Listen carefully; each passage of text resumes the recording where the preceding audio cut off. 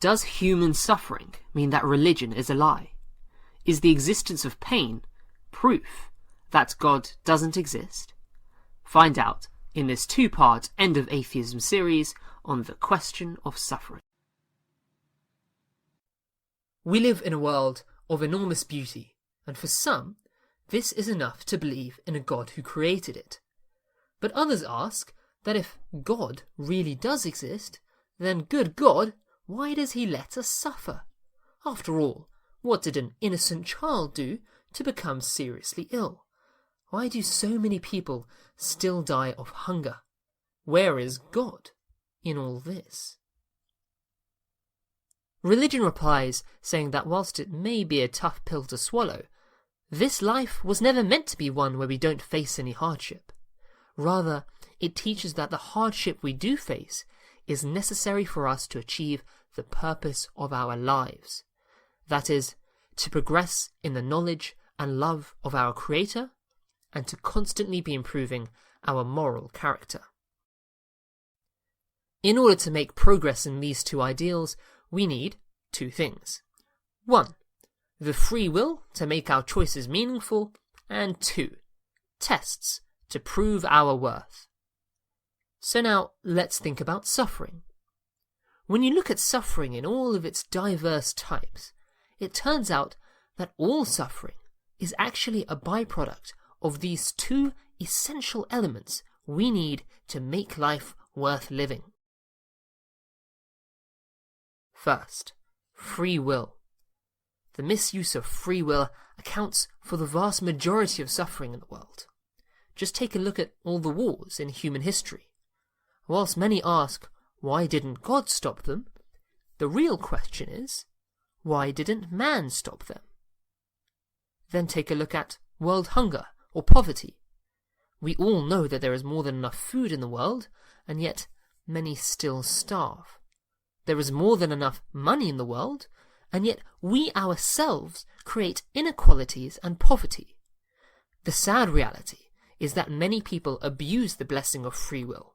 Instead of helping people with it, they hurt them. It's obvious then that to remove the suffering caused by free will, you'd have to remove free will. But imagine life without it. Without the choice to choose between doing something good or doing something bad, our actions would be neither good nor bad.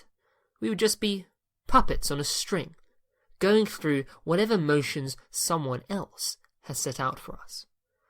Free will, then, is definitely worth keeping, and if we want to get rid of the suffering caused by it, then the real solution is to start using it properly.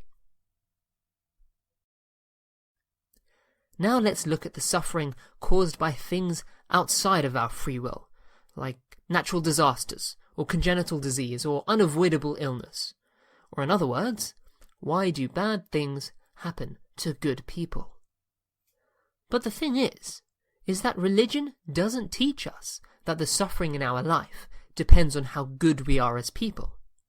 Rather, it teaches that how good we are as people depends on how we deal with the suffering in our lives. For example, when things don't go our way, do we become bitter, angry, and resentful? Or do we remain patient and show compassion even when we're hurting?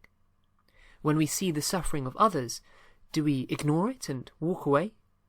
Or do we have the strength to face it and do whatever we can to help them? The fact is that without trials, morality would be all theory and no practice. We would never know where we actually stand. There would be no successes to be encouraged by, no mistakes to learn from. We would just be stuck at one level, with no hope of progress. As the Sufi poet Rumi said, "If you are annoyed by every rub, how will your mirror ever be polished?"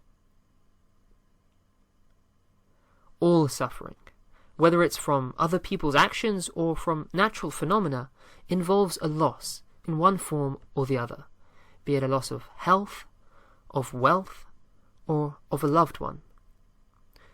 But these losses ultimately serve to remind us that this world and everything in it is transient. If we attach our hearts to it, it will eventually betray us. So when we lose something we loved in this world, it reminds us that if we want true and lasting contentment, we must attach our hearts to one who is eternal, one who will never suffer any loss, and who will never disappoint. So we see that whatever suffering there is, it stems from free will and trying situations, both of which we need to be who we want to be. But that's not all. Religion teaches that there is a life after death, where everyone's suffering and personal circumstances are taken into account and compensated beyond our wildest dreams. According to atheism, however, suffering, like happiness, is entirely meaningless. It is simply the accidental byproduct of an accidental universe. So we see that far from being an argument against religion, religion is the only philosophy that helps to make sense of suffering.